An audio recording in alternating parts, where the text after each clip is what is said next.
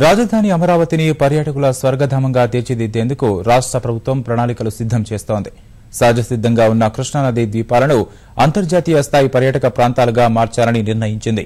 నదీ తీర పర్యాటక కేంద్రాలుగా అభివృద్ది చేయాలని ఇప్పటికే సింగపూర్ ప్రతినిధులకు ప్రభుత్వం సూచించింది. ఈ మేరకు భవానీ ద్వీపంతో పాటు అమరావతి వరకు ఉన్న అన్ని ద్వీపాలను అనుసంధానం చేస్తూ పర్యాటక వలయం రానుంది.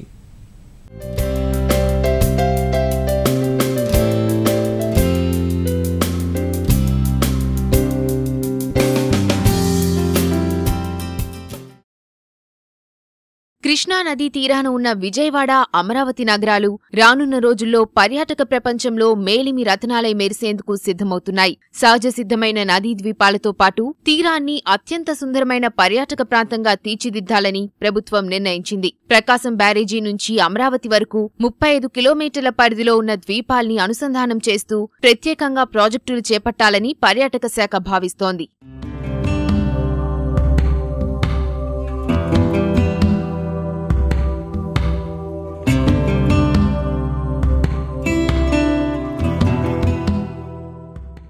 రాజధాని బృహత్ ప్రణాళికలోనే నది మధ్యలో ద్వీపాలను రమణీయంగా తీర్చిదిద్ది పర్యాటకులను ఆకర్షించాలని నిర్ణయించారు. ప్రకాశం బ్యారేజీ సమీపంలోని భవానీ ద్వీపం మొదలుకొని అమరావతి వరకు ఉన్న వివిధ ద్వీపాల్లో దాదాపు 5,000 ఎకరాలకు పైగా స్థలం అందుబాటులో ఉంది. వీటికి తోడు తీర ప్రాంతాల్లోనూ వివిధ పర్యాటక ప్రాజెక్టుల్ని చేపట్టాలని ఏపీటీడీసీ భావిస్తోంది. అంతర్జాతీయ స్థాయి పర్యాటక ప్రాంతాలుగా తీర్చిదిద్ది విదేశీయుల్ని సైతం ఆకర్షించాలనే ఆలోచనతో ఉంది. తద్వారా రాజధాని ప్రాంతాన్ని అగ్రస్థాయి పర్యాటక కేంద్రంగా మార్చాలని యోచిస్తోంది.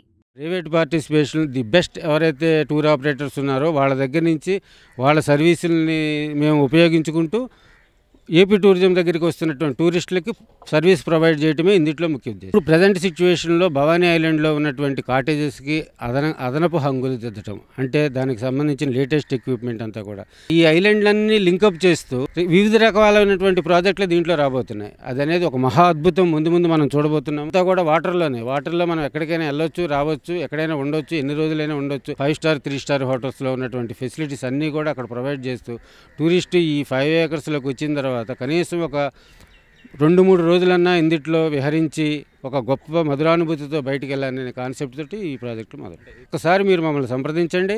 మా సిఆర్ఓ నెంబర్ 9848070255 ఫోన్ చేస్తే వాళ్ళకి దీనికి సంబంధించిన వివరంగా ఇన్ఫర్మేషన్ అంతా మీకు ఇస్తారు. కృష్ణానదికి ఇరువైపులా ఆధ్యాత్మిక కేంద్రాలుగా ఉన్న కనకదుర్గ ఆలయం, అమరావతి మాత్రమే పర్యాటకులను కొద్దో గొప్ప ఆకర్షిస్తున్నాయి. సరైన ప్రణాళికలు లేక భవానీ ద్వీపం ఆశించిన స్థాయిలో ఆకట్టుకోలేకపోతోంది. ద్వీపాలను అనుసంధానించడం, మరిన్ని కొత్త ప్రాజెక్టులను తీసుకురావడం ద్వారా అత్యధికుల్ని ఈ ప్రాంతానికి రప్పించవచ్చని పర్యాటకులు అభిప్రాయపడుతున్నారు. విజయవాడ టెంపుల్కి వచ్చాము, కనకదుర్గమ్మ టెంపుల్. అక్కడికి వచ్చిన తర్వాత అడిగాము, ఇక్కడ అదేనా ఇంకేమైనా ప్లేసెస్ ఉన్నాయని. ఇక్కడ చెప్పారు ఐలాండ్ ఉందని, అందుకు వచ్చాము. స్టార్టింగే బాగా అనిపించింది. లోపలికి వెళ్ళిన తర్వాత కూడా స్పోర్ట్స్ చాలా బాగున్నాయి. ఫ్యామిలీతో వచ్చాము, ఫస్ట్ టైము. మంచి ఎక్స్పీరియన్స్, చాలా హ్యాపీగా ఉన్నాము. ఇంకా కొద్దిగా డెవలప్ చేస్తే మాత్రం చాలామంది వస్తారు, చూస్తారు, ఫ్యామిలీతో ఎంజాయ్ చేయొచ్చు. పర్యాటకుల సంఖ్య పెంచేందుకు సిద్ధమవుతున్న అధికారులు నదీ తీరంలో రిసార్టులు, జలక్రీడలు, మసాజ్ సెంటర్లు, స్పీడ్ బోట్లు, ఉభయచర పడవలు ఇలా వివిధ ఆకర్షణలు జోడించే అవకాశమున్నట్లు చెబుతున్నారు.